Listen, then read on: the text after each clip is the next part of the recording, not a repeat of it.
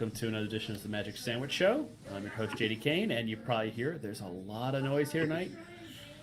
My daughters just got kittens for Christmas, and so they're losing their minds. And there's really nothing I can do about it, although I should be loud enough that you'll hear me over all the chatter. I will mute as often as possible to try and limit it, but that's just going to be nonstop. There's just no. They're also going to decorate the tree in a minute, and that's going to be a noisy thing.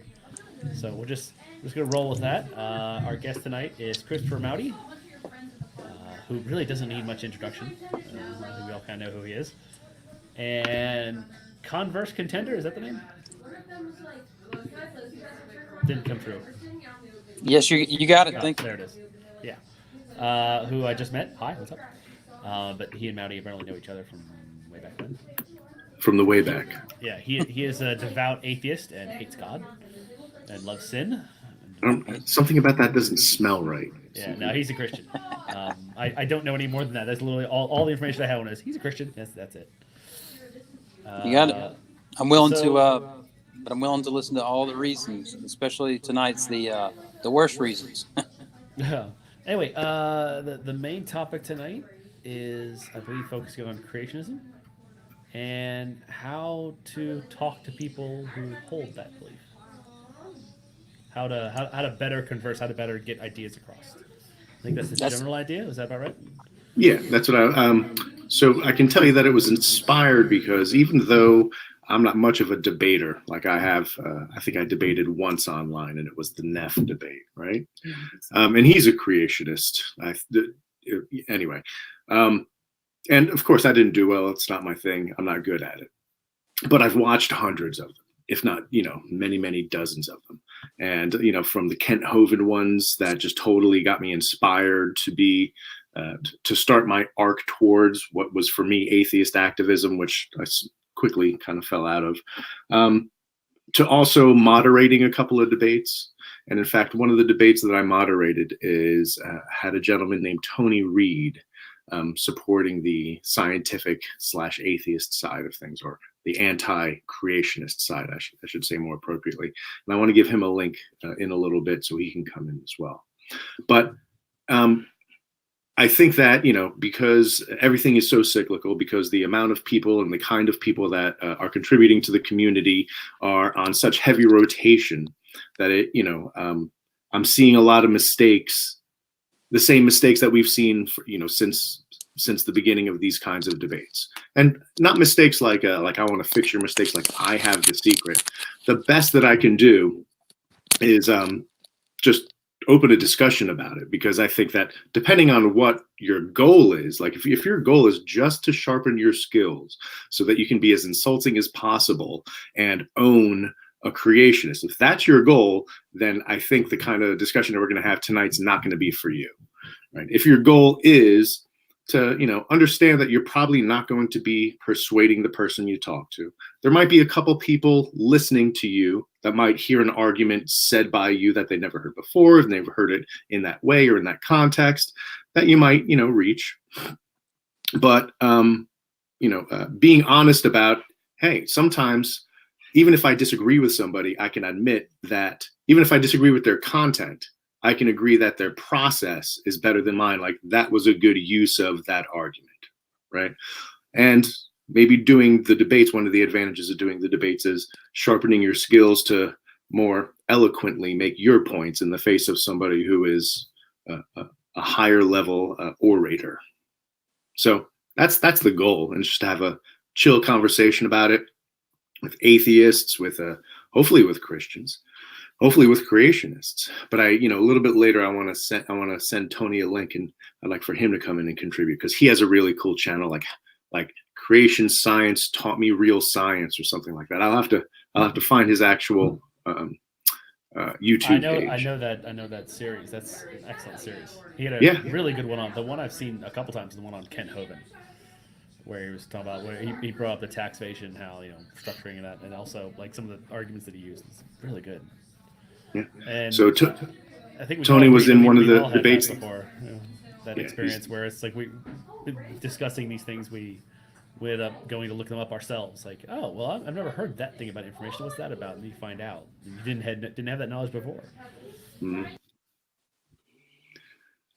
So I mean, with the topic being that light, I mean, I don't really.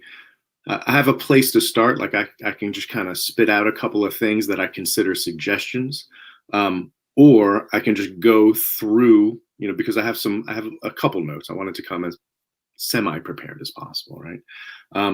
I can bring up a suggestion, and then one by one we can address it because we have somebody in the room that's a Christian and might be interested in, might have a great perspective on how he approaches these conversations and mistakes that he sees on his team and on the other team, because that's what I'm going to be providing.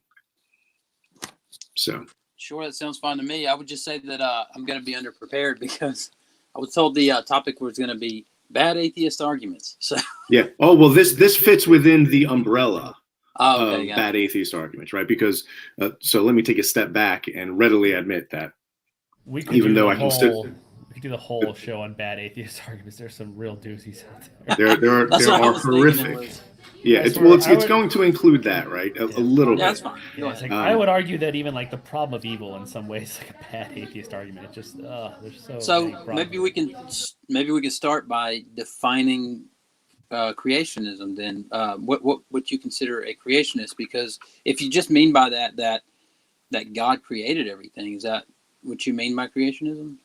I think that there would be, for the sake of discussion, I can think of like two branches of what would be considered creationists.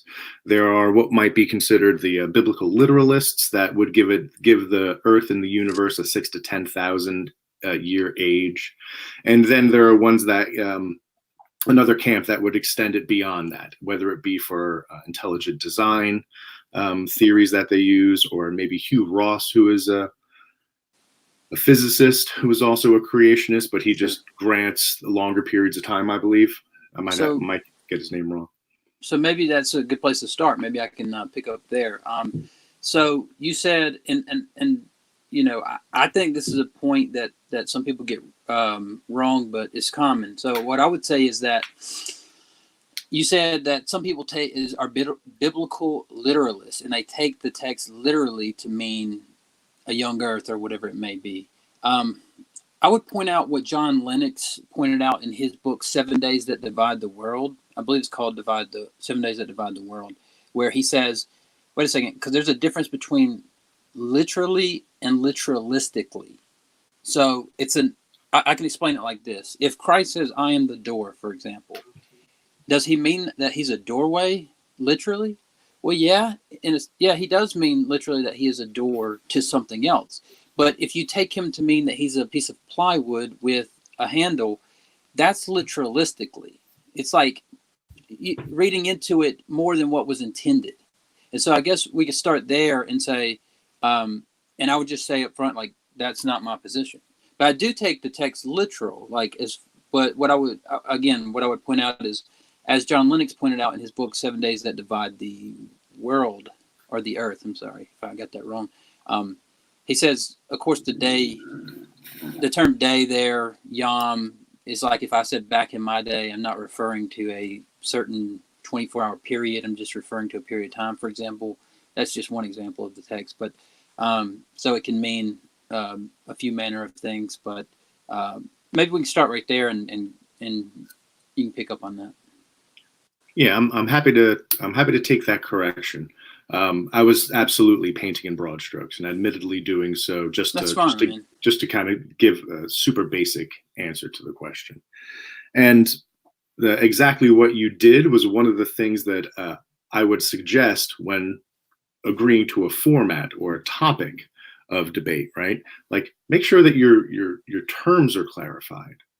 Because if you're going to enter the battlefield, right, the verbal battlefield, and you both have a different understanding of what the words mean that are in the very topic of the debate, it's going to be, not only is it not going to be satisfying for the people having the discussion, it's not going to be as enjoyable to watch, because you're going to be literally just watching people talk past each other, right? Great point. So, but I also, I see that. I see super vague terms attempted to be debated. And I think that a mistake, and this might be, a root of bad atheist arguments, a mistake that I see atheists make is the overconfidence, right? Like, oh, well, I'm an atheist, so I am more rational and reasonable, and And when they approach the topic debate like that, I think that it's a mistake because it puts them at a disadvantage, because the person that they're talking to, even though they don't believe in, even though they're not an atheist, that in no way, shape, or form diminishes their ability to use reason and rationality. So you're going against an equal in a battle. I think some atheists approach like they're coming in with leverage and talking down. Right. And I think that's a huge mistake, because my personal belief is that sacred texts need to be read in a certain way. And I think that when atheists use those sacred texts against the people who believe it, that they're just stepping into a landscape of landmines of things they just don't understand, right? Because if anyone who seriously studies it, like seriously studies it, talks to a layperson that just reads the surface understanding of the King James Bible, then it's going to be a completely different conversation. And I think that might be that we can chalk that up, JD, as like what it would go on my list of bad atheist arguments using the Bible. That's a good point, Chris. So I think you're exactly right, and here's how I would respond to that. Like, for one, so you've probably heard before that never underestimate your opponent, right?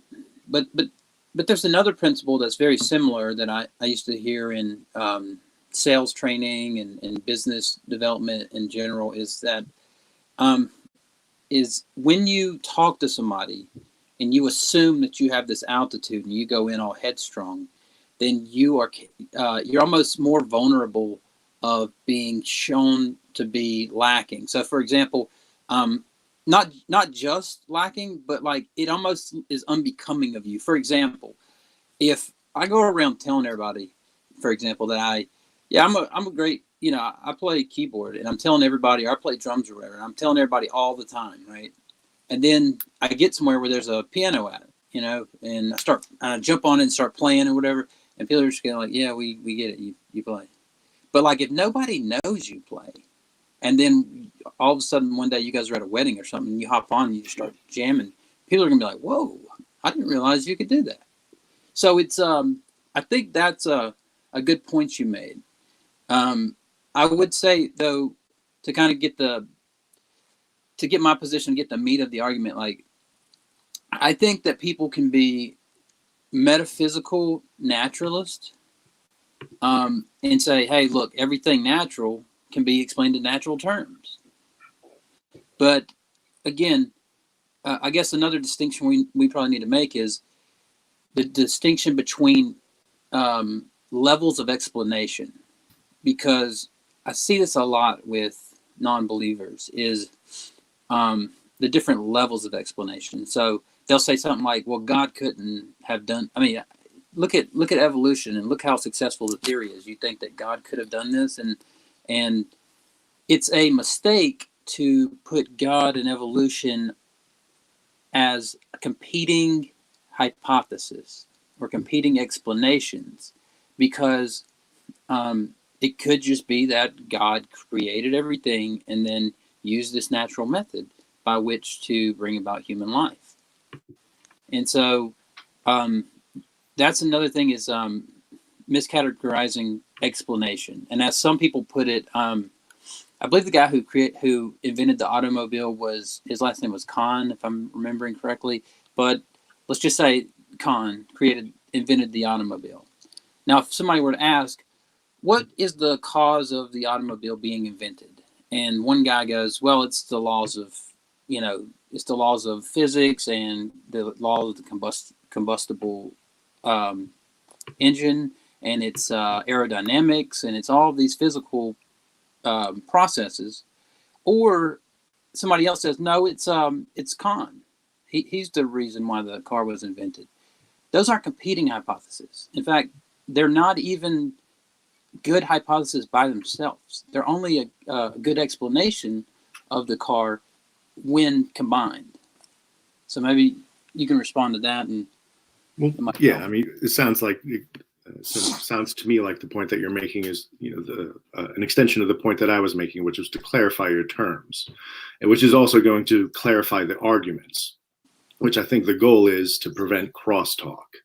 So the better you define your terms, and one of the things that inspires this particular suggestion is, and I have to admit that a lot of the suggestions have more to do with the kind of creationists that engage in what I would consider evidentialist apologetics, like the Kent Hovens and Nephilim Free, and people like that. And of course, because I was raised on a pretty heavy diet. Let me rephrase that. I wasn't raised. The amount of Kent Hovind videos that I have watched, I have taken in a heavy amount of him. So he's admittedly biasing me and influencing the suggestions that I have. But when it's like an example of the clarifying your terms trap when it's not done right is because Kent Hovind considers evolution to be like 6 to 7 different things. If you go into that debate thinking that you are going to limit him to just what we would consider, the scientific theory of biological evolution, right? Like a very specific thing. If you think you're going to go into that debate and be able to use that and have agreement that that is to be used and move forward from there, you're in for a sad awakening, because he's going to bring in, cosmological evolution and chemical evolution and right. like every other one of the things that he considers it. So I think that, agreeing ahead of time, what the limitations are of what you're talking about, because, that's where you can be the most creative. Kind of dips into a theory of creativity that, like just one of my armchair theories. It's just, it's freedom within limits. So the more clear the boundaries and limits are, the more creative you can be with presenting your arguments for this laser sharp thing with evidence and things like that. Yeah, well, I agree with you. In fact, a friend of mine,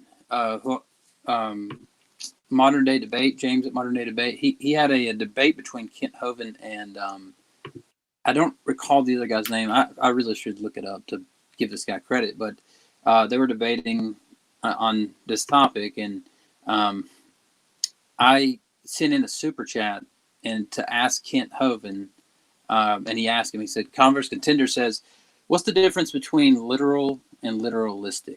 The same thing I just explained to you. And he said, his response was just, well, I don't know. I mean, whatever he defines it as. Like, I mean, I don't, get his point, but whatever, maybe he can define it.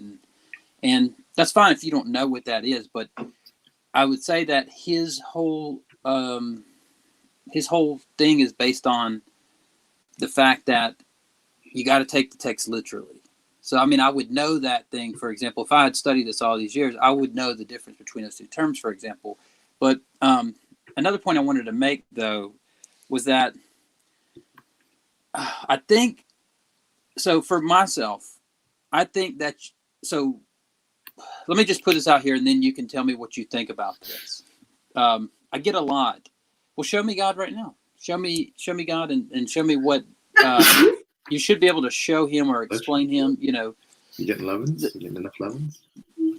One of the problems with that, I believe, is that I don't think so. My response is usually, "Oh, so you want me to show you a supernatural thing in natural terms?" Because I think that may be a category mistake to say. You get where I'm coming from on this, right? Mm-hmm. Like, I could be a methodological naturalist and say, I'm going to look and search out the natural world. And while I'm doing science, for example, I'm going to be a strict naturalist. Now, if something were to occur, like let's say a miracle, right, to indicate that maybe there's something else going on at this point, like maybe induction doesn't hold or something, then at that point, maybe I would take that, into consideration. But I would try and separate the natural and the supernatural in that way. So, I mean, I guess, what do you think about that as well? Yeah, well, just abiding by the things that we had just talked about. I would think that supernatural would need to be defined, right? Sure. But not that needs to happen exactly right now. Sure. But yeah, but when engaging with a discussion about, like, if you can't come to an agreement about methodological naturalism, one of the things I had in my notes is, well, then maybe the debate should be about how you each understand what methodological naturalism is and why, right?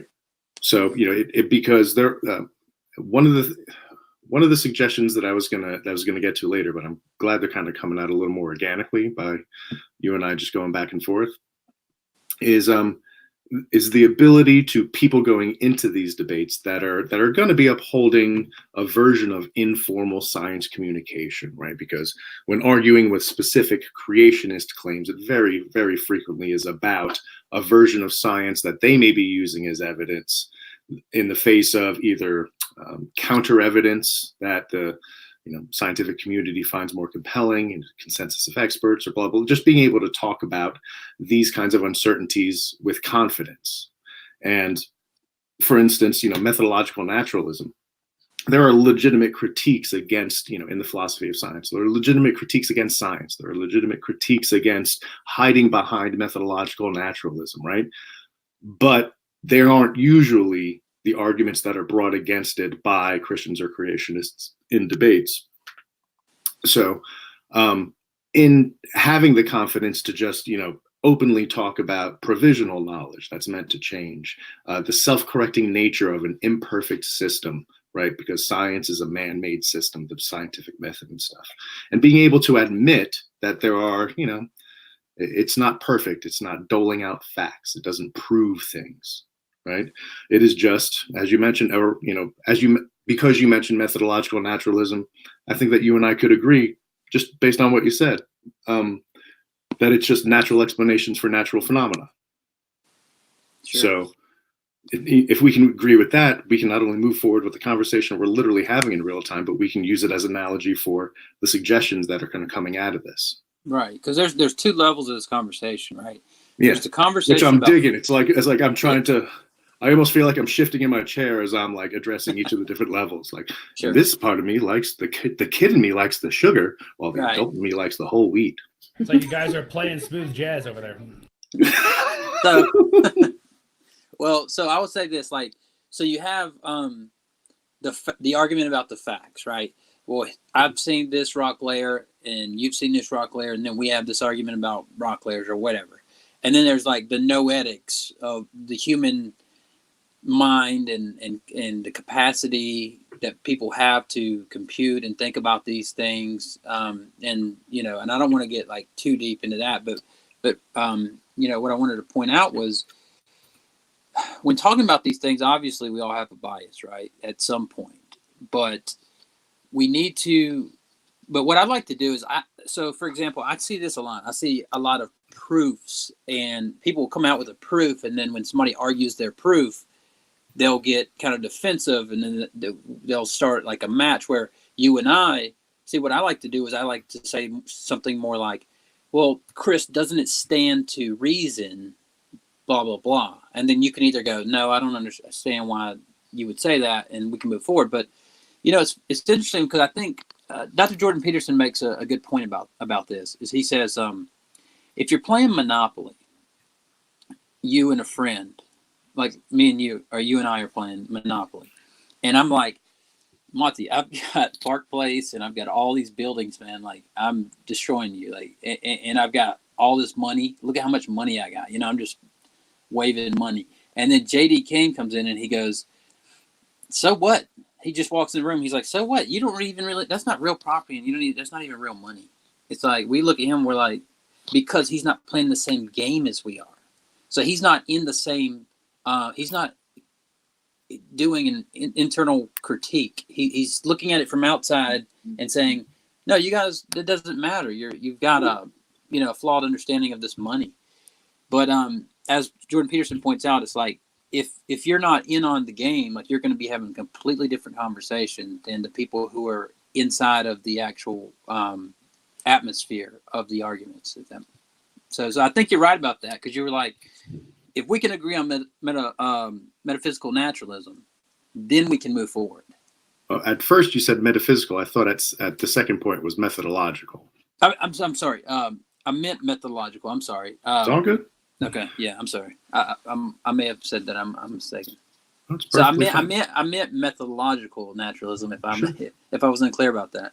Yeah. So like if we, our understanding starts to build the rules to the game that we're going to be playing. right. Like, but there's already kind of the shape of the conversation is going to change if we come into it, like I said earlier, like if you want to just own somebody, if you just want to just embarrass them and make them look stupid, if those are your goals, then these suggestions aren't necessarily for that. And style. we both know there are shows like that. Oh, absolutely. And so, I mean, so I wouldn't name any names, but right. No, definitely not. But I would just say that, moving forward with the series, if you guys are going to do a series out of bad atheist arguments, and I would, definitely consider Christian. If I was Christians, I would say should consider doing a series on bad Christian or bad arguments for God. But moving forward, I would kind of categorize two separate categories of bad argument for atheists. Ones that I would call intellectual arguments, and then ones I would call pulling on heartstring arguments. So what we've been discussing is an intellectual argument, but I just wanted to distinguish that from the heartstring arguments, because there are those, right? But that goes into more, I think, what you were pointing out about some people aren't in it for those reasons. The reasons of getting to the bottom of things or trying to understand possibilities and increase their knowledge. And so, but I would think a lot of people on the intellectual side of things are grappling with these conversations and trying to understand. That's why my channel is called Converse Contender, because I want to be a contender in these conversations and not like Converse winner. Like I won, and no matter what you say, like I want to contend with people on these things. So I guess from there though, just admitting that intellectually you might be struggling with a certain material. I mean, that if you were to admit that in a debate, right? So of course I'm going to fall back on a trope that I've said a million times, right? The tribalism. I know there's a certain inherent predisposition to engage in tribalism in humans, but I like to try to be as mindful of it as possible so that I don't make shitty decisions based on this bias that I know that I have. And I think that sometimes it gets ratcheted up, especially in YouTube debates or just in the YouTube community in general, right? So again, I think that those kinds of conversations will be the ones where people want to own each other, instead of having a conversation where the frame of the debate is, we're going to pick apart this topic because I want to understand why you think the way you think it, right? And I'm going to let you understand how I think. And there are some things we're going to agree on, like the definitions, which hopefully we're taking care of ahead of time. There are things that we're going to disagree about. And here's why we disagree with each other about it. Oh, I hold the consensus of experts in science and the current paradigms as the best temporary provisional knowledge base possible for natural explanations for natural phenomenon. And somebody might not. They might be like, oh, but look at all the crookedness in politics and getting peer-reviewed publications in, and p-hacking and all of, which are legitimate arguments if it wasn't used to score points in a tribalistic way, right? So getting back to you admitting that potentially people might be intellectually struggling with a concept or struggling with material, and if they bring it into a debate to pull apart with somebody who has a different approach than them, and they admit that they're struggling with it, I think that admitting that vulnerability would change the landscape of the debate itself. Right. I'm not trying to turn debates into discussions, right? I understand. But I will admit that I have a bias towards discussions instead of debates. Debates don't solve anything. I do too. And debates kind of are held up as solving things in a way that I don't think is necessary. Whereas discussions aren't meant to solve anything. They're just making a connection and opening a door, right? So anyway, this isn't about discussions, even though this right now is a very good discussion. Right. It's a discussion about debates. Yeah, sure. Well, and arguments. Right. Well, what I would say is, so when we think about the types of people who are involved in these discussions, and we look at creationism on a general scale, that a God created the universe and everything in it. Again, that's where I wanted to draw the distinction there between the what everyone would accept as being true about nature, and then the explanation that it's something outside of nature that began it all, or is the cause of these things, or what have you. And I just wanted to point out that it seems to me, and a lot of the people who were the pioneers of science, obviously were Christians, and most of them believe in God, right?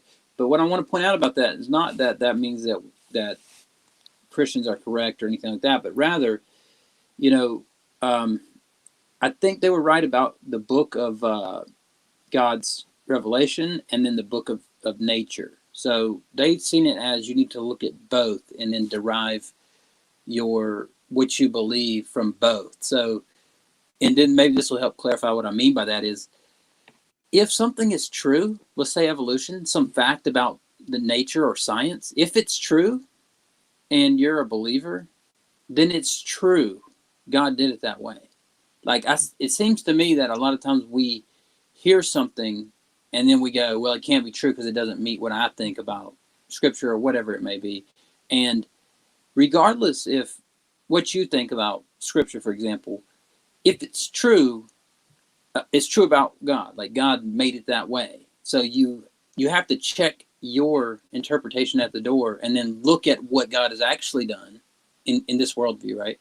You have to look at what's actually been done and then go to the scriptures and say, okay, being that this is the way that the world is, and then look at it. Now, there could be, for example, you might say, well, why is there so many why is there diseases and stuff? God did this. And then you would look at scripture and say, well, why is that? And then you would see the fall, for example, and go, oh, okay.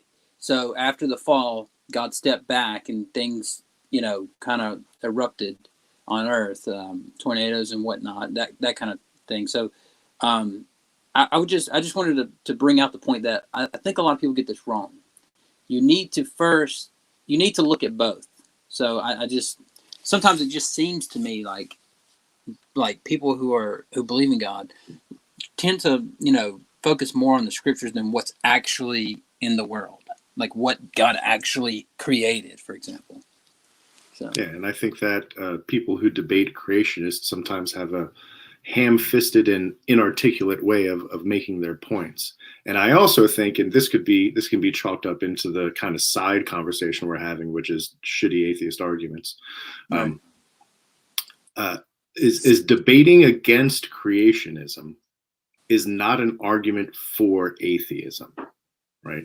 And when I hear references that I can infer that is a point that's trying to be made, I think it's laughable, right? This is one of the reasons why, atheist arguments suck, is in general, most of them, look at this homemade pizza made by my son. Oh, these are the white pizzas. The force for you, Chris. Nice. Look how awesome this is. Awesome. Made a white pizza. Looks awesome. now he's crawling on the floor to refill Hannah's Diet Pepsi. That's me. I get it. Braylon, everybody. That's another point of all this is I think sometimes these conversations aren't human. I mean, we're almost like robots sometimes.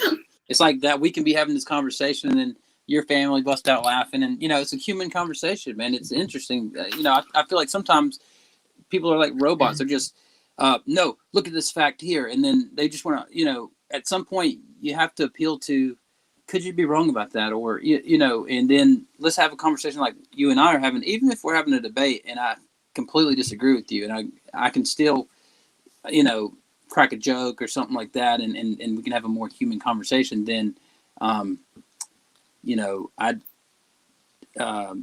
just think that you're a bad person. I see that a lot, not only in this debate, but in politics, for example, to, make somebody evil if they disagree with you, for example. And I think you're making a good point about proving creationism wrong being an argument for atheism. Yeah. Yeah. I mean, admittedly, some creationists have genuinely horrible arguments, right? And going after that might be the low hanging fruit and super fun.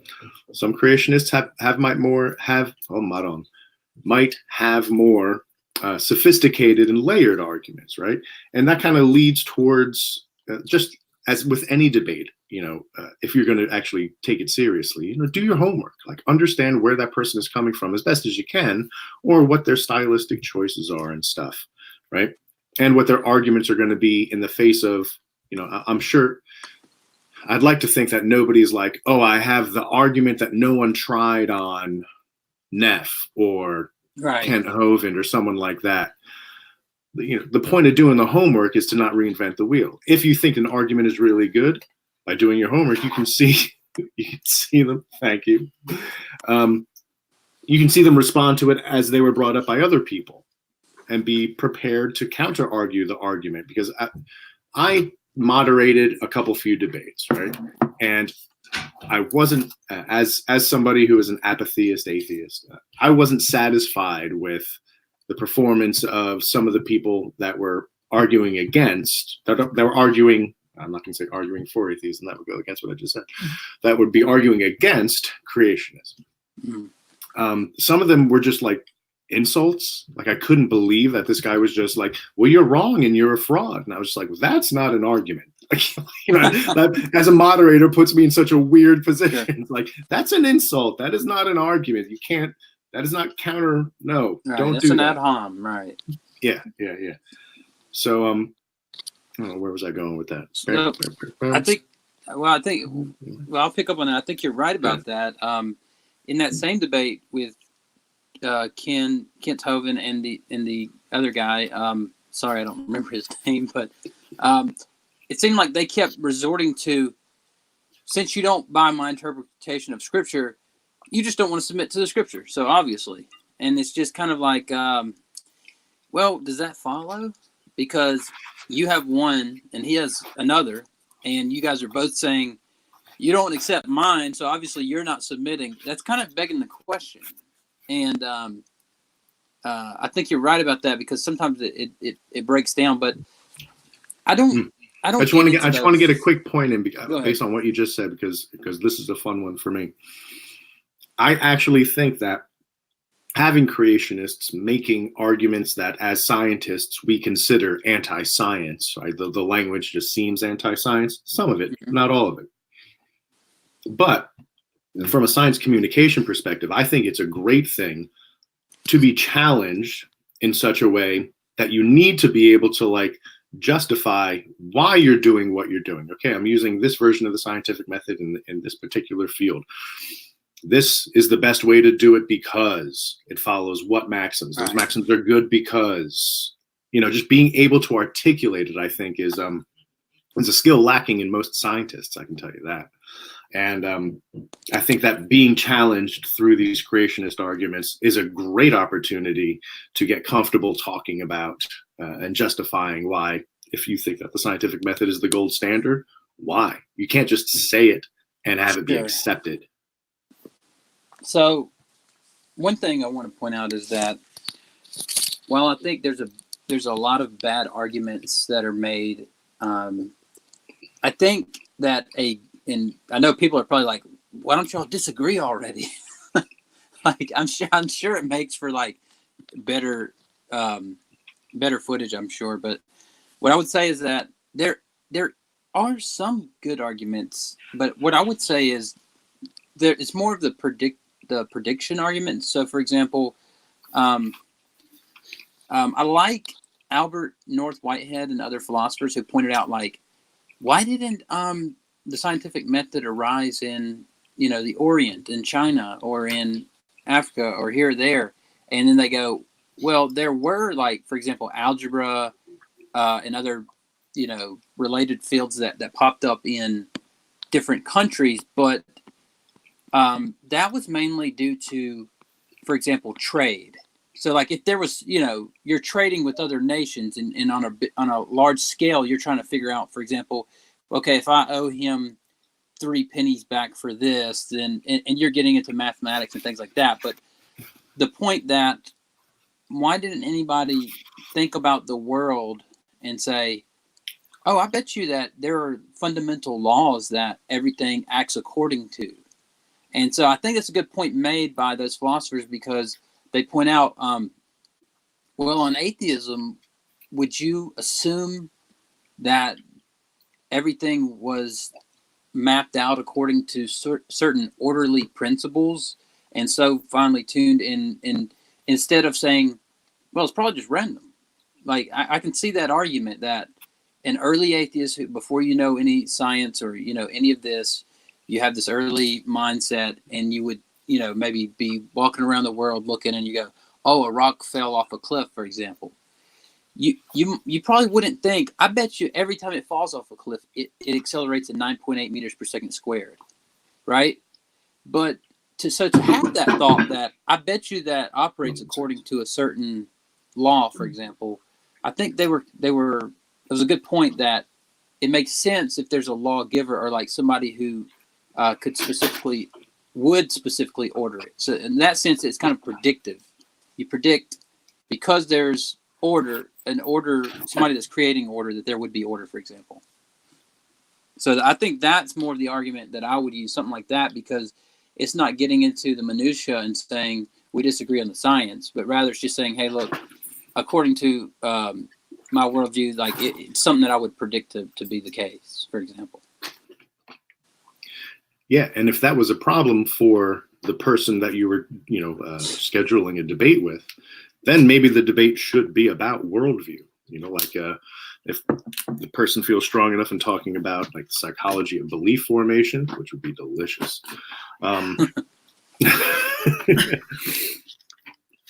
And the developmental theories of faith that exist, and and while not accusing the person of having a wrong worldview, explain why. Your worldview is yours. I think differently. Here's why I think the way that I think. Right? It's not based in biblical things. Also, not only are these anecdotes, but I'm going to kind of put before you psychological evidence, right? The psychology of belief formation, how knowledge forms, what we think we know, the developmental theories of Fowler's developmental theories of faith. Like, there's pieces of evidence that just might be compelling to somebody and influence their worldview, that by saying it out loud and saying, this is why I think the way that I do. And if the two of you can't get past the worldview thing to get to a point where you're not just perpetually going to land on worldview arguments, something you already agreed to disagree about, then maybe maybe that's not the right person to be debating with, or Sure. It might not be the right topic.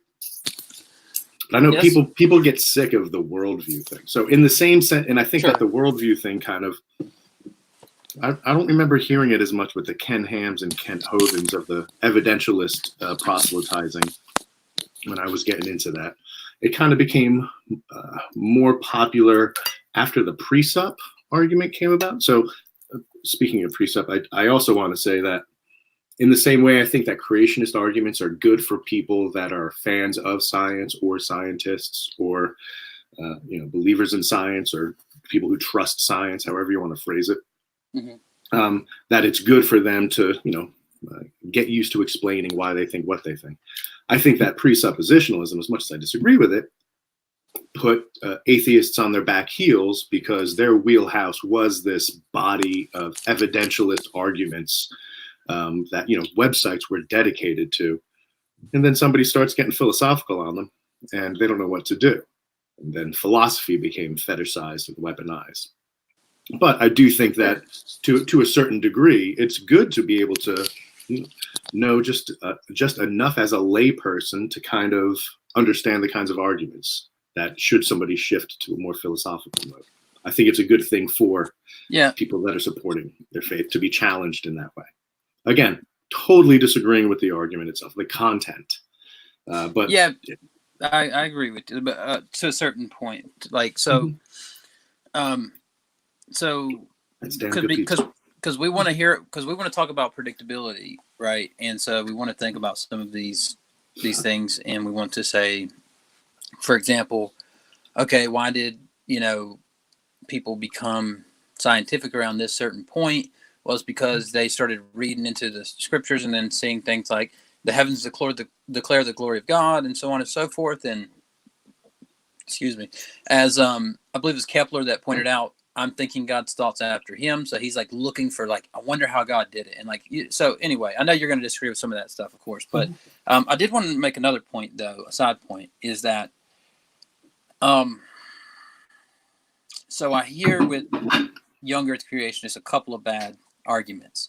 One being, well, you guys are just looking at the evidence that's, science is, you're just looking at modern day science and then taking that and then reading it into the text, for example. But I would just point out that people like St. Augustine, as far back as the 4th century, I believe he was in the 300s. I could be wrong, but I'm thinking that's correct. He pointed out that he thought that the days of Genesis weren't literal 24-hour days. He says they could. He says it's potential that they're not, for example. And then he had an argument, which I don't think is a great argument, but he said something like, because the sun wasn't made till the 4th day. Now, I don't think that's a great argument, but at least it shows that people were already thinking about this before there's any type of modern developments or anything. Like, it's not some type of new thing we're trying to put on the scriptures, but rather we're looking at God's revelation through nature, right? And then we're applying them. So, I mean, I don't know if that's something that you even wouldn't want to comment on, but I'm just pointing out that that's not a necessarily a modern thing, but I think it's a bad argument from the young earth side of things. Interesting. So I'm just going to try to paraphrase what you said. The arguing against being too rigid in your interpretation of the Bible, such that your creationism is inflexible and not able to look at other scholars that have looked at the same topic and come up with a different result. It kind of sounds like that's the rub for you, that they might be doing themselves no favors by ignoring that.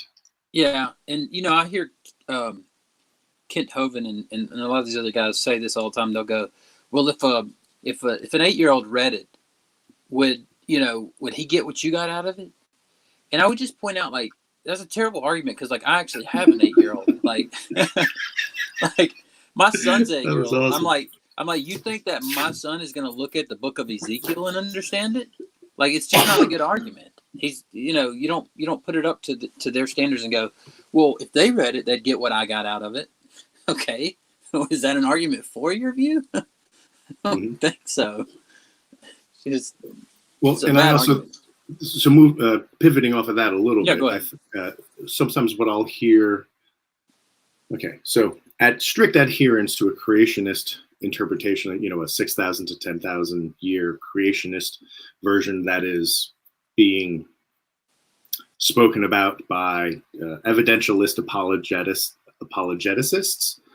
I think that it can lead you towards things that, if you're trying to prove it scientifically, which sometimes they do, which unfortunately from our perspective just looks like an attempt to have a veneer of science to fool just enough people that you know what you're talking about, while not necessarily pulling the wool over the eyes of the people that do know what you're talking about. But if the purpose of a debate is entertainment and winning and being persuasive, then those kinds of things work. The mistake is, hold on a second, that was a super long ramp up to a point. Oh, brevity's not my strong suit either. Yeah, good. I'm not alone. Is the idea that, there's an idea in science communication called the deficit model. And it kind of goes like this. So this would be from, I'm always going to take on the position. I'm not always. In this instance, I'm going to take on the position of the atheist, right? Oh, you think that is justified scientifically? Well, you're wrong, because you just don't understand the fundamental and foundational knowledge that is required to understand that. Let me teach it to you. That is as intuitive as it is, it's like, oh, they just don't get it. Let me explain it to them. And then once they re-look at it, reappraise it through this filter of correct information, they'll see what I'm talking about. Right? It's instinctive and reflexive to think that that is a persuasive way of getting a point across, especially in something as complex as like science. And the science of science communication has demonstrated how ineffective it is. It is like the worst way to approach it, because you're essentially saying you're wrong and I'm going to teach you how to get right. You know, like not everybody, not everybody in the conversation grants you as an educator in that capacity. Right.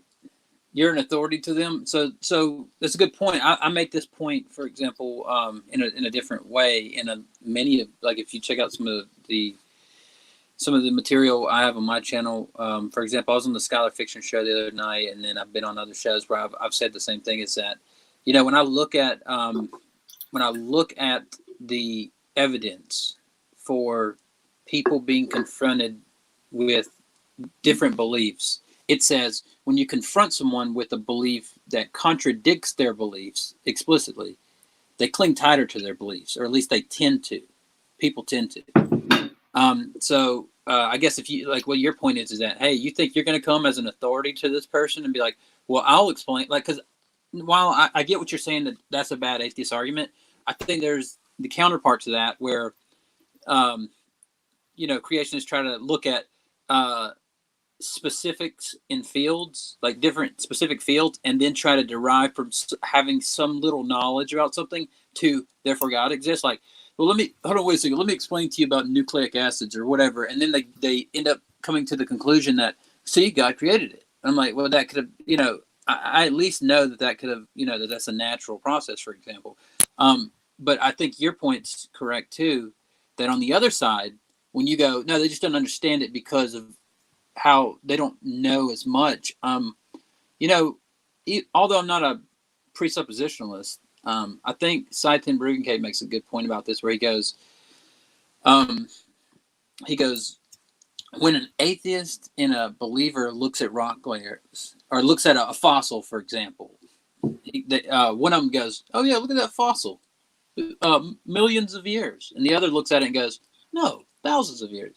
And I'm generalizing creationists to the younger view, obviously, but he says something like, we're gonna, you know, look at things according to what we already have preconceived notions, for example. That's his whole spiel, right?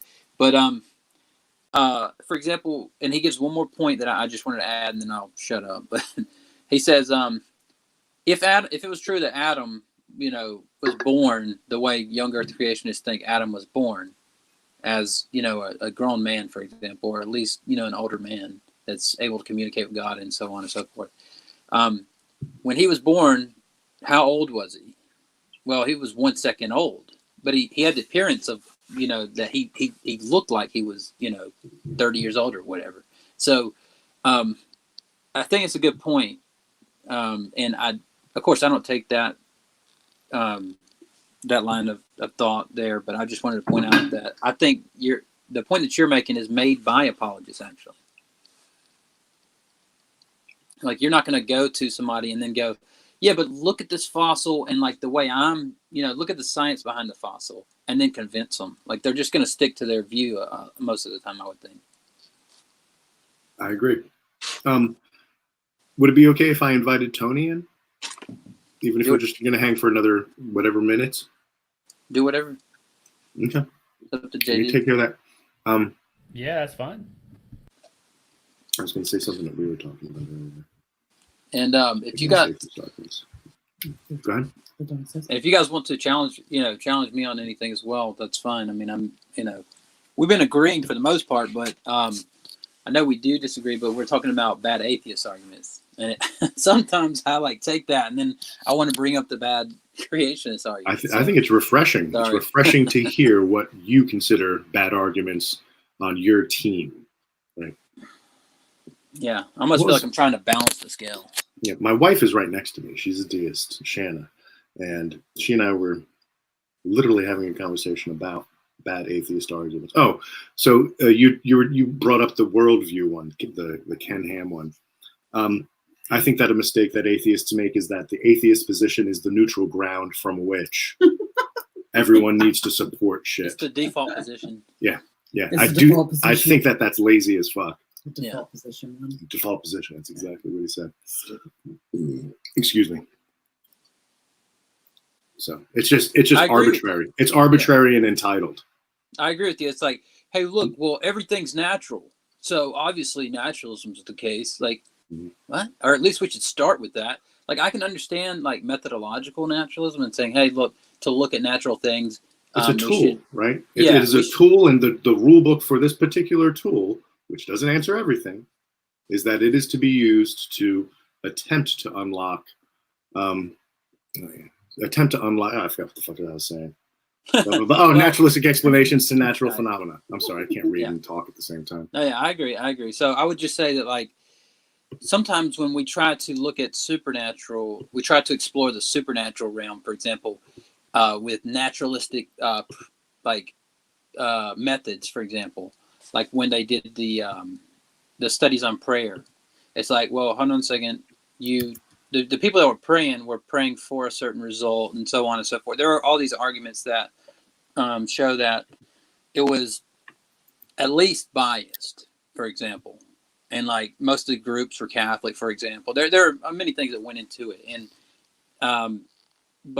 it didn't account for, like, are there other people praying for these people and their families, and so on. So there's just so many factors that you can't.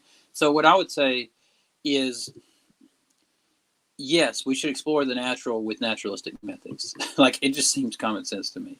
And I know we agree on that. So, I mean, and as a reminder of how, like, admittedly, I sound, to my detractors, I just sound like a wishy-washy, on the fence, whatever. But like I mentioned, I'm more apathetic to the argument of arguments for or against God concepts. I'm more apathetic towards them than I am activist in any way, shape, or form for atheism. But should you ask, if you gave me a two alternative forced choice question, or I had to pick, theist or atheist, I would choose atheist. right. Well, so that makes it a little. You should be destroying me by now, Maute. Destroying. You know that. Obliterating. like yeah, all those you should have already been. Yeah. Right. What's There's up, Tony Reed? Howdy. All right. So, Tony, real quick, let everybody know the name of your YouTube channel.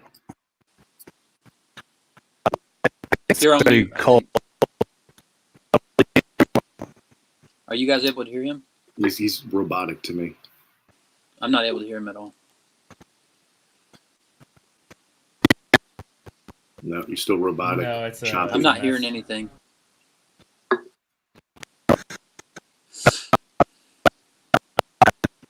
Yeah, it's breaking up terribly. We can't really understand anything. I haven't heard a single thing so far. So I tried to mention it at the top. Hopefully I get it right this time. How Creationism Taught Me Real Science is a series that he has on his channel. His channel might just be his name, Tony Reed. That's REED. Yeah, I'm interested in hearing his. I'm interested in hearing his arguments, because I haven't, considered them, obviously. But I like the point that you made, though, about this trope that atheism is the default position. I mean, I just got to agree with you, obviously, that it's usually that claim, but then it's backed up by, like, naturalism. It's usually like what I pointed out. We should study the natural just like with natural things, like with science. And but that's not necessarily atheism. That's just methodological naturalism, like I pointed out at the beginning. Yeah, that you're leaning towards a naturalistic philosophy, right? And natural philosophy was the predecessor to science. So, like, in the history of science, it makes sense that if you have a philosophy about nature and you're using natural explanations for natural phenomena, that makes perfect sense. I just think it's being taken too far, and I'll be the first to admit that I've used this argument where you're like, hey, under every rock, you just find more nature. Like, that's a fun argument to make, and if you place it well, it really does land as a gotcha moment, but it's completely cotton candy fluff. Right. There's nothing to it. What's up, Tony, let's try your mic. How do I sound? You sound great. Sexy. Okay. Even. Oh, come on now. All right. So how creationism taught me real science. Did I get it right that time? That's the name of the show. Yeah. Essentially, I just take the creationist argument and I then present the science. And I mean, it doesn't always end up being parallel to the creationist arguments, but either way, that's just how it works. And so tell me a little bit, like, why, when you debated Neff, was that your first debate with a creationist? That was actually probably my fourth. I've debated Kent Hovind, I've debated Neff, and then two other people that are not really very notable. But and Nephilim Free, the thing about him is his arguments, you really don't. You were talking about this preordained idea of how people are going to argue. You never know what he's going to pull out. Oh, because he has resources in front of him. He has like drop menus of like the info. Oh, on this topic, this subtopic, bam, this is the argument, bam. Like or something. Because you can hear him clicking away before he does it. But I mean, more power to him. He's prepared. Yeah. The thing is, we've had a lot of debate after that, because if you remember in that debate, he'd presented his sources afterward. And, we had a little written debate where I showed him that his sources didn't agree with him, but he didn't care. And that's actually been the history of my debate with him. Just in the written form, his sources never agree with him. So, so we could get into that as well, right? Like, what would be the value? And so the question that I would ask is, what would be the value in showing that person, or at least, not any individual, but somebody who has been known to, in the face of counter evidence, just hold true to a talking point? What would be the value in trying to show that their interpretation of it is incorrect? To a greater question, which is there a way to circumvent that kind of rope-a-dope? Because once you start trying to get into those details, once you're in the weeds, you're playing the game in their terms, from my perspective. I would agree with you there. But the thing is, I don't debate him because of him. He's never going to change. Okay. There are people that watch the debate, and the people that watch the debate and perhaps follow up on things, they're the ones that I really care about. And Nephilim Free, I mean, I'm not going to talk bad about the guy, but the guy's got problems, and he doesn't really represent even the creationist perspective very well. So I have a question. Since you debated four people, two of which were Neff and Kent, how did they compare to the other two people? Like, if you had to rank them as far as difficulty. Well, I've actually had a debate since then. The last one was a guy who he reminded me of the Sunday school creationist. He was a youth group, more specifically creationist. He was very nice, very polite, very friendly, and very graceful. Nephilim Free, even afterwards, was very graceful. Kent Hovind. Full disclosure, I get along great with Neff. I just want he's not. I don't get along with him in written terms, but personally, we got along fine. Kent Hovind, on the other hand, man, he is such a douche as a person. I mean, that's not an argument against his arguments. As a person, he is unpleasant. I found him to be unpleasant. The other two guys that I talked to were, again, just like the Sunday school youth group creationists. They didn't really show up armed for the argument. What I noticed was common about all of them is none of them could stick to the topic. And so that's, I mean, I think this is about, I thought this discussion was about debating a creationist specifically. And if I was to give advice to anybody, is make sure they stay on topic. It's hard to do it because they can't help but go off topic, but that is what they do. Well, I'll just say that since Nephilim was brought up, I actually like Nephilim Free, but I haven't talked to him in years. But we used to all talk back in the G+ days all the time. So, but obviously we disagree on things, right? But I would put Nephilim Free in the category of at least being. I would put him in the category of like not being dishonest. There are people who are just dishonest, right? That it's just unfruitful to even have discussions with them. Now, Nephilim Free he'll argue for his position, and he'll go to sources and things, and then you guys can disagree about him. I'm not trained enough, or I haven't specialized in any field of science where I would go to it and try to break down every little detail, every fact. So that's not my position. Like, that's not how I try to do it. Rather, what I try to do is I try to appeal to, okay, well, what does the science say? And then you tell me, and then let's talk about it, right? And then I try to break it down from there. Okay, how does that negate God? What are the implications of those of this evidence? Does it lead to what you're leading to? But as Tony pointed out, sometimes it does jump around, and it doesn't stay on topic, and I can agree with him on that. Yeah, and I don't think that it's a purposeful move with everybody. I'd like to, Sure. I'd love to. This is naive optimism. JD has chastised me about this. My naive optimism, that is, about people on the Googles. I don't think that they're purposely doing it to rope-a-dope. I think that their understanding of it includes all of these disparate points that I think from their perspective are grains of sand making a mountain. So since it's all in the same mountain, they can jump from grain of sand to grain of sand, right? And so from them, they're staying on topic because the topic of conversation is this mountain. That mountain is supported by all these different things from my perspective that from your perspective look like I'm jumping around all over the place because you see the mountain differently. Right. It might be a tangent. It could be a tangential point. So you go off on a tangent to bring it back in. Sometimes I do that because it may be because ADHD, or maybe because, I did it 3 times tonight while we were talking. Right. I mean, I do that. Like, it's just it's how my mind works. It's, so I won't fault somebody for that as long as it's a tangential point.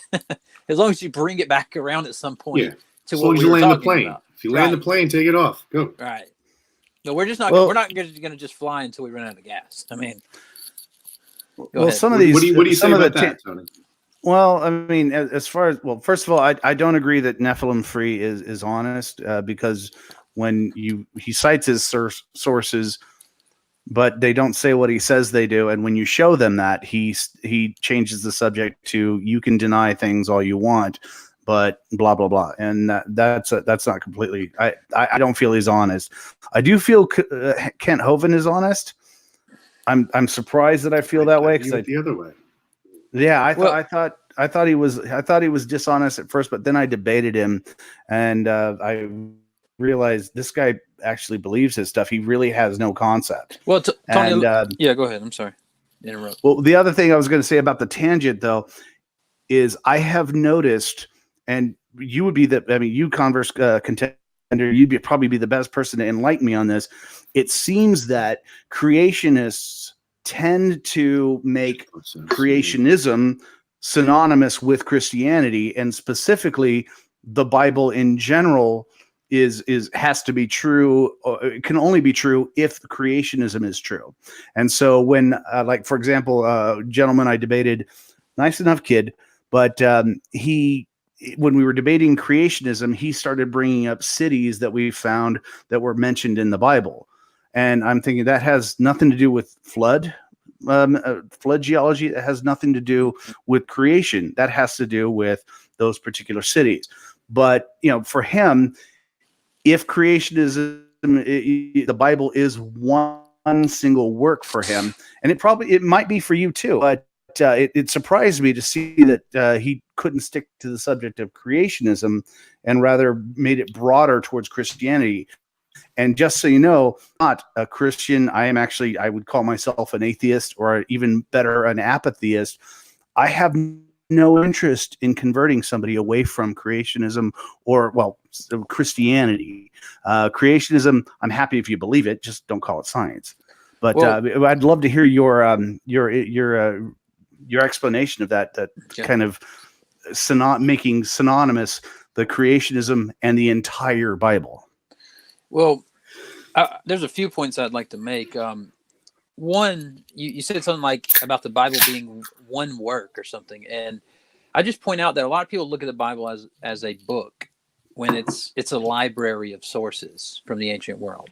So, like, I just want to make that point up front so we can understand what we're talking about, right? But your question seemed to be, why do Christians look at creationism only through the lens that it can only be true by the lens of Christianity. But correct me if I'm wrong. Go ahead and maybe you could rephrase it as well if that's not an accurate portrayal.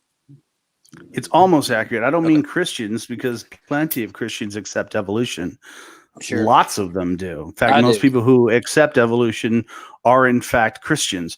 Most people who are creationists happen to be Muslims or Hindus, but in this case, Christian creationists, that particular group, tends to make creationism and the entire Bible synonymous. Well, okay. Well, let me point out one more thing, that because we kind of defined our terms on this at the beginning, but you're just coming in. So, And I want to make a point when you're done. So if you don't Yeah. mind throwing it to me. so yeah, sure. So Tony, you said, well, these creationists, they assume that not everybody, like there aren't people like you who accept evolution. The creationists, obviously don't. But what I'll point out is I don't. So we defined early on what creation was. So if you mean by creation is just that God created everything, or do you mean like that at some point God did it in the way the younger creationists look at it? Because even if I accept evolution, which I do for the most part, I mean there are different portions in it which I think need to be updated. I would just say look at just this is a side note, but just look at David Gleringer and David Berlinski and a few others had a talk recently on the Hoover Institution about, and they're obviously scientists that know the field, but they had a talk about the research. Now, so I would say I do accept it, but you almost pinned it as if creationist is one category and people who accept evolution in another. I just wanted to clarify there. Is that what you meant to do? And then I'll address your question. Okay, well, I guess you guys, I didn't realize that you guys had defined creationism. I've actually been watching the whole thing. I didn't realize you guys had defined creationism thusly. I have had a number of people come onto my channel and comment on the definition of creationism, and they defined it as you do. But when I asked for the actual definition, they would provide a dictionary definition. And here was the issue I had with it. The definition they presented was the belief that the entire universe and all of life on Earth was specially created by a particular deity, as opposed to natural processes. Gotcha. And so that can include old Earth creationism, that can include young Earth creationism, but since it uses the words as opposed to, I mean, if it said in tandem with, or potentially just not even ending it with that, just was created by God, that would be a different definition of evolution, of creationism that I've seen. I am not using that definition that you're using for creationism. That's so what I just wanted to make So hold on a second, JD. Make a note. We should make a community called like the Great Debate Creationists, like the GDC for short, and we should spend most of our time on definitions of creationism. How's that sound? That sounds like deja vu, honestly. What do you mean deja vu? From somebody did that already? Yeah, it was something similar. It was close, maybe. Okay. All right. If memory serves. Yeah. Well, so maybe so Tony, if I so I wanted, that's why I wanted to find out, like, what did you mean by that? Right. So if I were to respond to what you meant from what I was accepting as what I thought you meant, I might have done it in a rather an unintentionally dishonest way. So let me just say this: if the reason why I think people do this is because, number one, they want to they look at Christianity as a foundation. So they're not going to deny their foundation and then go, all right, well, let's look at science and let it lead to the Bible. So, and that makes sense in philosophy, that you have a foundation, for example, and then you build layers upon that, and you get, you don't arrive at the conclusion of Christianity, but rather you look at it through a lens. And while there are certain faults to that, there are also certain benefits to that as well, so that a lot of people who start with the conclusion and try to work toward a foundation, they have other problems as well. So they're and then we get into Agrippa's trilemma, and I know you don't want to go all the way down that road, but I'm just saying that's why I believe they do it, is because they're like, hey, we start with our foundation, and then we build upon it the knowledge that we have coming in. And specifically Christianity, because you're starting with a starting point. So I think that's why they do that. And it's interesting to me. Well, hold on, I want to get in real quick. Sorry. Like, my turn. Wait, me. Let's argue about whose turn it is. I'd be the first arguing of the broadcast. So sometimes, like, the very thing that the two of you are talking about, right? Tony, you kind of brought up a problem with the references, the perpetual references to God in a creationist debate, or a debate about creationism, or the scientific merits of creationist claims, however you want to frame it. And then Converse. So do you go by anything else other than Converse Contender? People just call me Converse most of the time. Yeah. Very good. Converse, yeah. It is. My name's Will, so like if you guys wanted to call me, that's fine. It's just most people. I think I'll call you Will if you don't mind. That's fine. No problem. Excellent. Thank you. Will was talking about, like, there are advantages and disadvantages from starting from a biblical position, and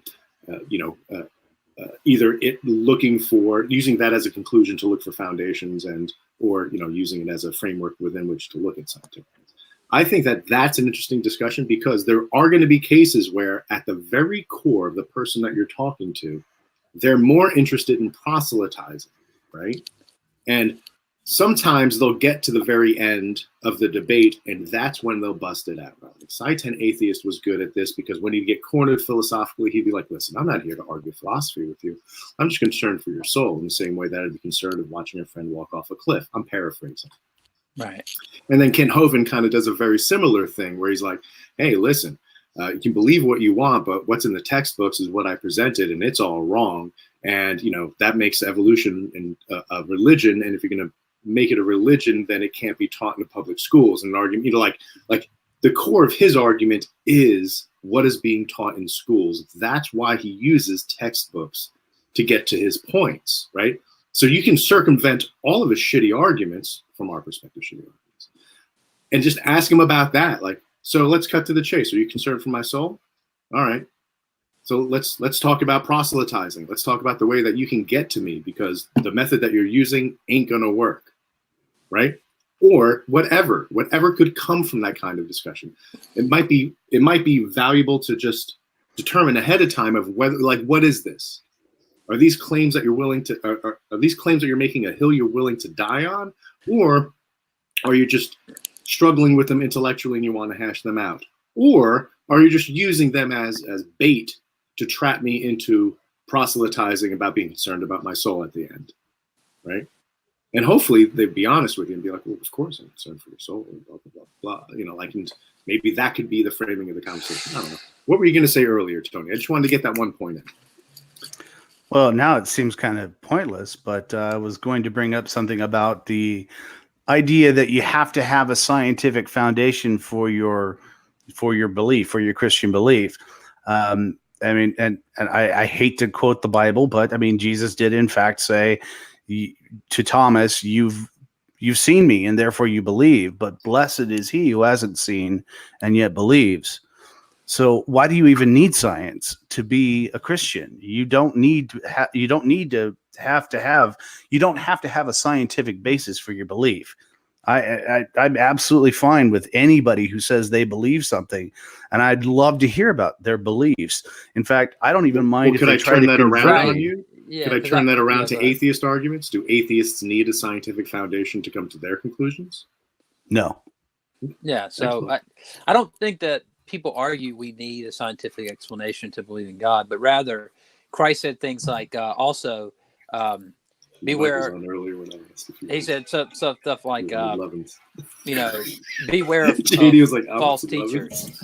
He said the Bible also says test all things. It says false prophets will come to you in sheep's clothing, but they're wolves. So like be aware, like you need to test things.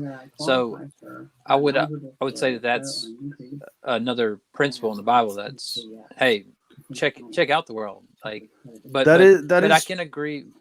Go ahead. Well, that is true, but keep in mind that the vast majority of science is about prediction, and generally, basically, it's based on this hypothesis. If we're accepting this theory to be true, when we perform this experiment, I expect to see this result. Then you go and perform that experiment, and if you see that result, I mean, I hate to use the word prophecy, but you've prophesized what was going to happen.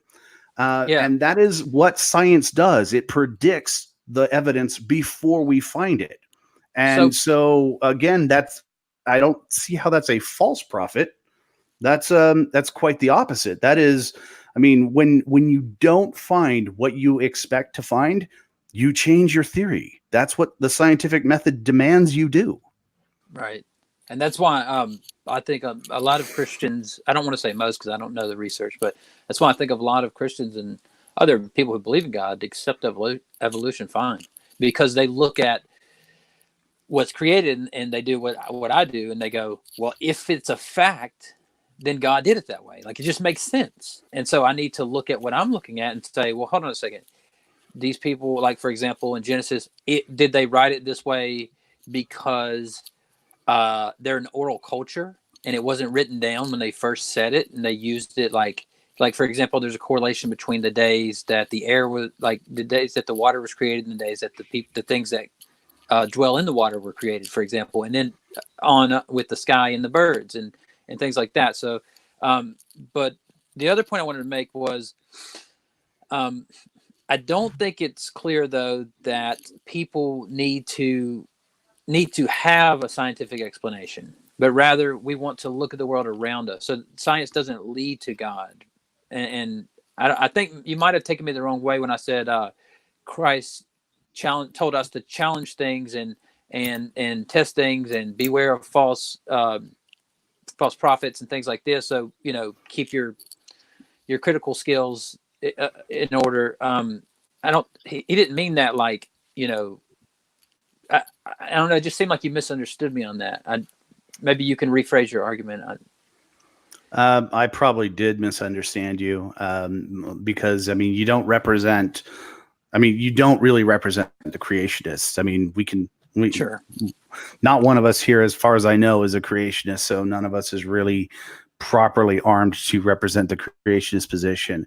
It has been my experience in debating creationists that they do question the science, but they question it by reading talking points, usually off of websites, instead of actually, looking at the sources that those websites present. And I'm not trying to shill from my show. I promise you, I'm not. But one of the things about my show, I'm not shilling from my show. Shill away. I don't like watching people shill for their show. But one of the things that I do is I read the arguments and I read the sources that creationists present. And oftentimes they do present sources, which is wonderful because then I read their sources. And the sources almost never say what they say they are, what they're claiming. And that's where the argument comes. And you don't represent that group. So I can't expect you to answer for that. So I guess what I would say then, and I think you're correct, but what I would say is that, so creationists, and you're using the term as in young earth creationists. So, because I believe, for example, that God created all things, but your term, you're in your sense, the creationists, they don't seem to disagree, for example, that things tend to drop at a known rate, 9.8 meters per second squared. They tend to take things that are more specified or specialized fields that are difficult to understand. And then also they tend to take things that people in the scientific community have to extrapolate from.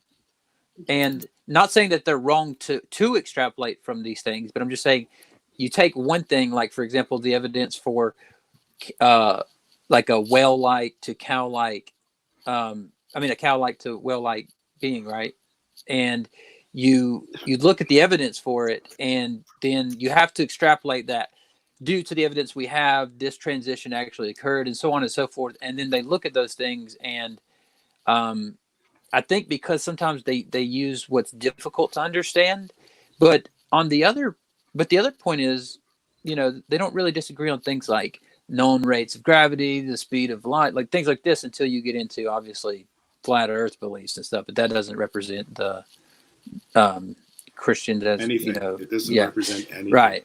So, but you get my point though, that they don't disagree on things that are pretty plain in science. It tends to just be things that are specialized fields, for example, the really hard details that you need to specialize in something to understand. And even if we take it out of these specialized fields, I mean, that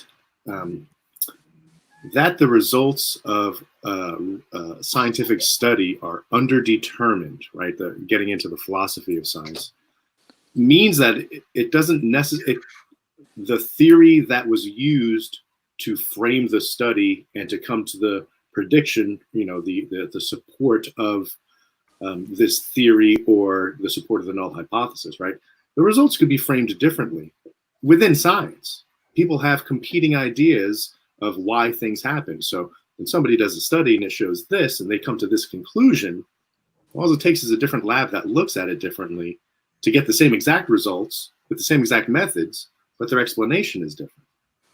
So it's not just, I mean, even in my lab, we redid a study that had to do with propylene glycol exposure. This is what I had I had sent you a link to this, JD, back when in the Google Plus days, talking about vaping, because propylene glycol was the main matrix used in vaping.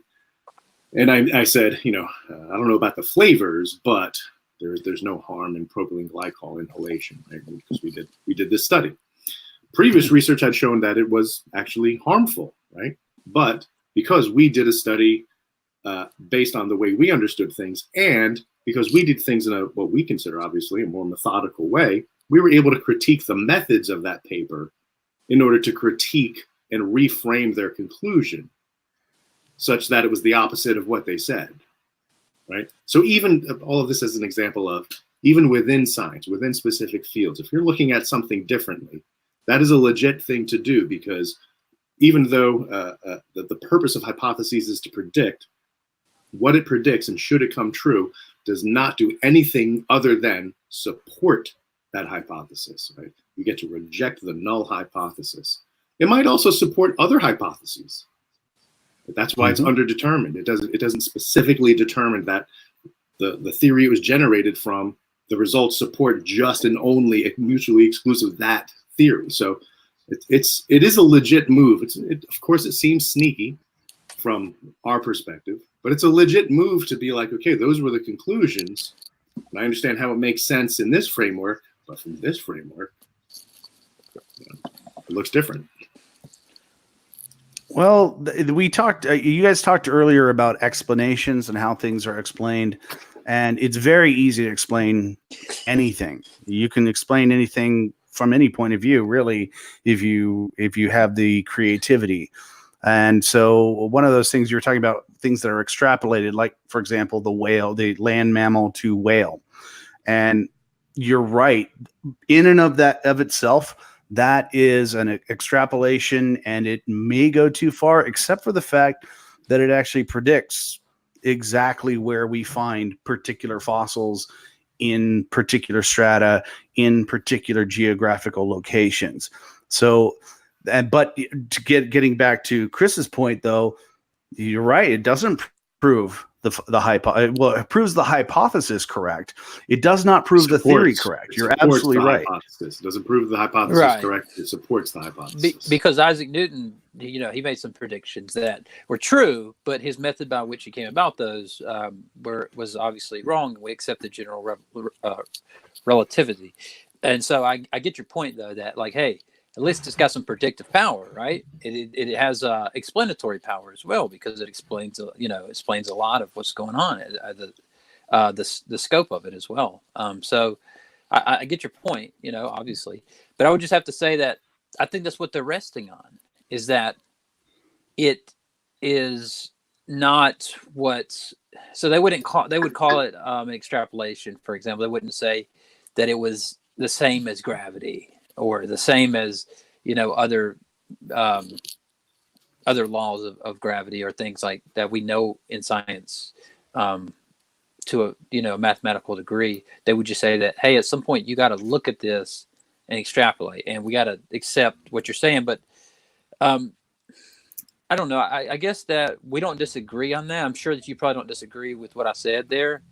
But one point I do want to make, though, is that as much as we, it's funny how this works, but as much as we want to talk about bad atheist arguments, sometimes I find myself like agreeing with you guys, like, hey, we end up talking about how creationist arguments are bad, and we kind of fade that way, and I'll go right along with it because I don't disagree with a lot of what you guys are saying. But I would just point out that in the same way that there's places where you have to extrapolate. I think that a lot of creationists rely on they say that they don't like that science changes. So they'll say something like, oh yeah, well, aerosol cans used to be bad for the ozone and things like this. And then they'll extrapolate that to go, so therefore, how can we trust what scientists are saying? And, and then atheists will point out that, no, they're extrapolating from one thing to the other. Like there's no, link there, obviously. So I'm just pointing out that I think some of this works on both ways, which I'm sure you would probably agree with. But. I think all of these work both ways. They just look different when they're coming from each of the directions, right? Like I would say, in this is just me speaking. I would say in the same sense that, from my perspective, creationists don't get science right because they don't have the foundational knowledge. They could easily claim that any statement I make about the Bible is, I'm sure the kids are going nuts over kittens. Anything that I say about the Bible is, from their perspective, like, oh, you lack foundational knowledge to truly understand what it is, the thing that you're saying. I think it goes both ways. That's why I think it's important to at least have laid out a laser sharp topic. And, of course, it would be impossible to talk about, like, okay, and what tangential things what analogies can we use, to make our points? That's kind of splitting hairs to an unproductive point. But, I mean, if it's just going to come down to man first versus God first, then debate that, right? Instead of like jumping through hoops to just get to the point where, oh, the thing that we disagree about is your philosophy subsumes mine because God first, and my philosophy subsumes yours because man first, right? Because those seem to be where the arguments break down to. Those seem to be where the crossroads are. That's where your finger is on the pulse of the difference that you have. Because from that perspective, right, reality is shaped. Yeah, I agree with you and I would just say that most of these arguments for naturalism or nature, any of these arguments, they don't negate God. So I would just, it seems like it's just people arguing their limited knowledge about science. So I mean, in a sense, I can see where you're coming from. That even if everything you believe about, modern day science is exactly right, and quantum physics and all the other things aren't going to change us in the next 100 years into something totally unrelated to what we believe is true today in the scientific community, let's say. Even if all that's true, it doesn't negate God, obviously. So, I mean, breaking something down is not building something else up. Right. And you know what? That's an interesting phrase, because Gary Vaynerchuk, I'm not sure if you guys know him, but he actually uses that. He goes, I'd rather build the biggest building in town rather than destroy all the other ones so that my small building looks big, right? And I think that's a good point. What do you think about that idea that, breaking down an argument is not the same as building one up?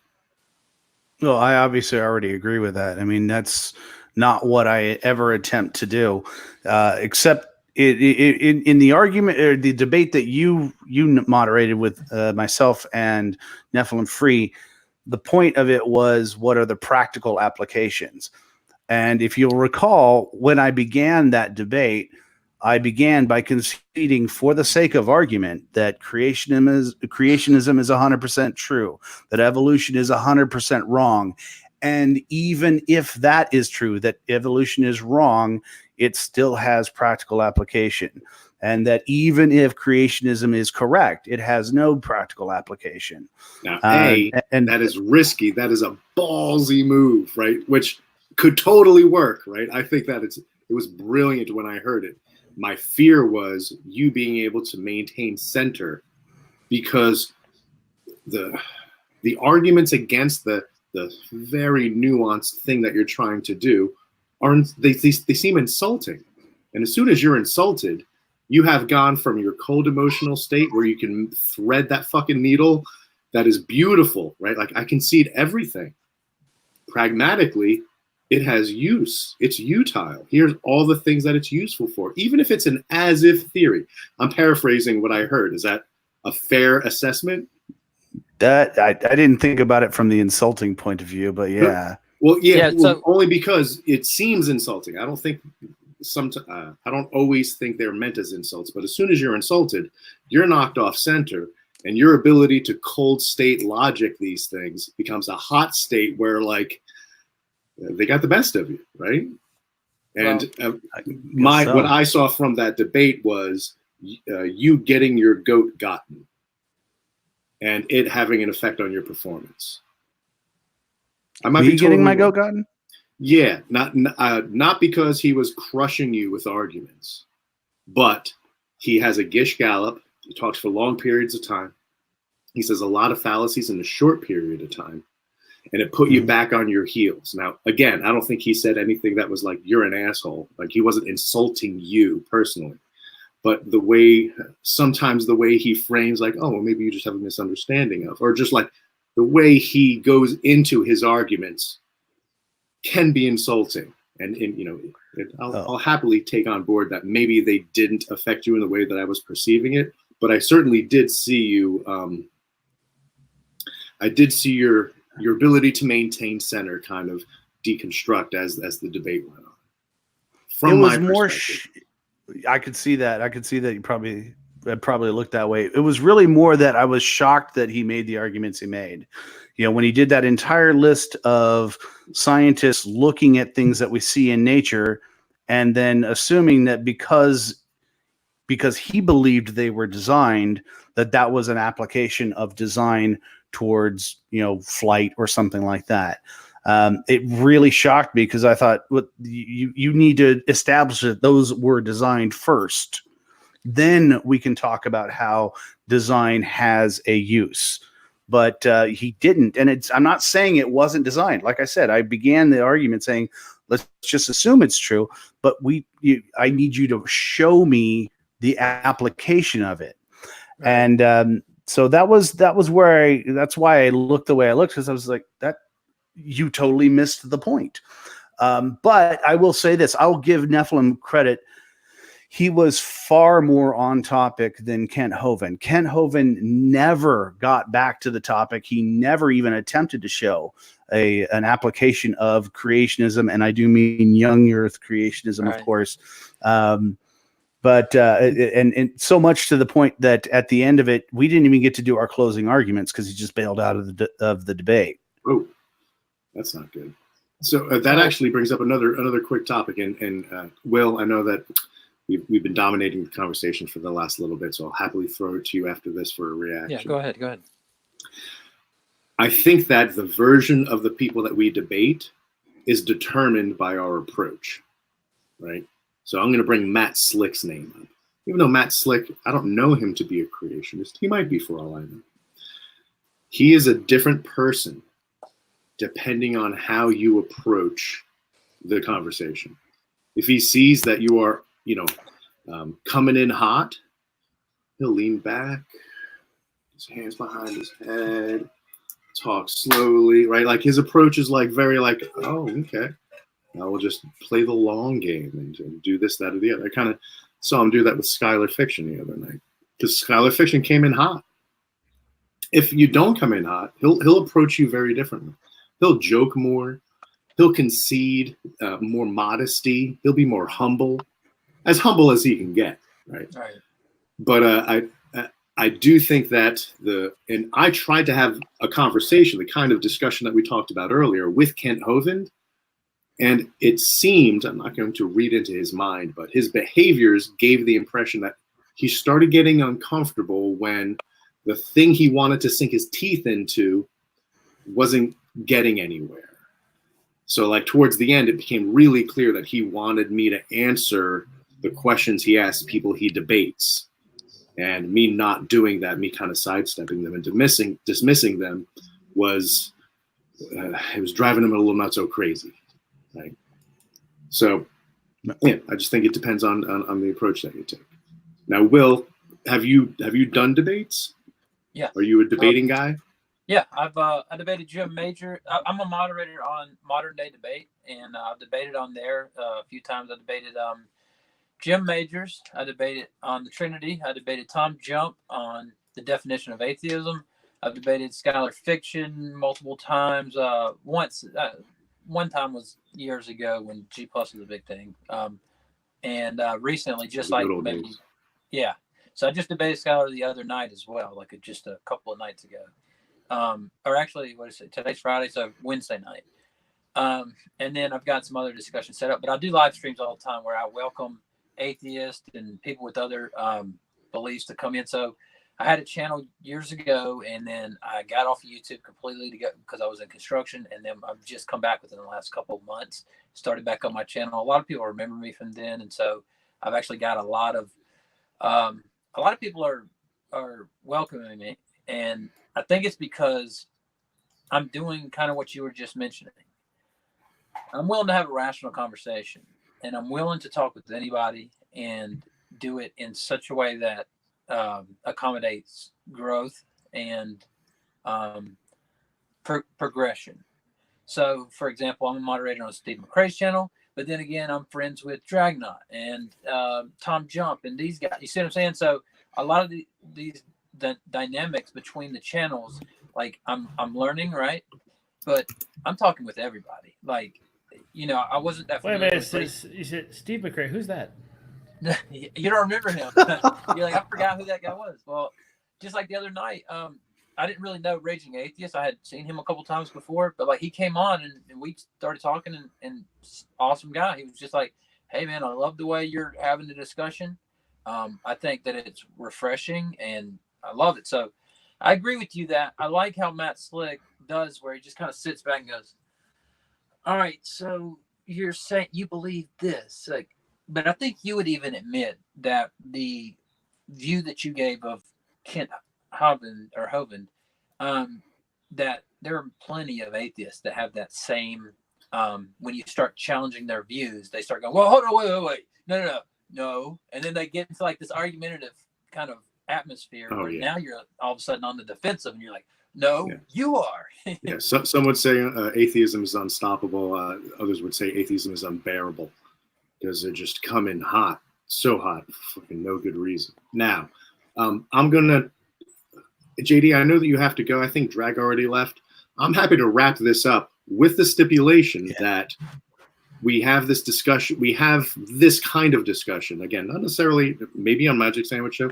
As often as you guys want to have this kind of conversation, I'm totally into it. But Will, Tony, if you guys wanted to have hangs with the three of us, continuing this conversation, I think that would be totally awesome. To people, whoever happens to watch this is watching it in real time or watches it to the end, I challenge you to write down atheist arguments. Give me a argument that promotes atheism, that supports the idea of atheism. An argument, not a tacit assumption, not an arbitrary admission, assertion, something that can be considered warranted by its justification through evidence.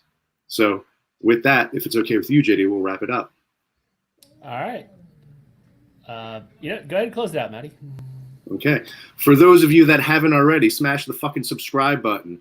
Click likes, thumbs up for all this shit. There might even be a Patreon for this. If you have money in your pocket, even if it's goddamn lint, put it in an envelope and fax it to 1-800-THE-INTERNET. It'll show up into the fucking Magic Sandwich Show inbox.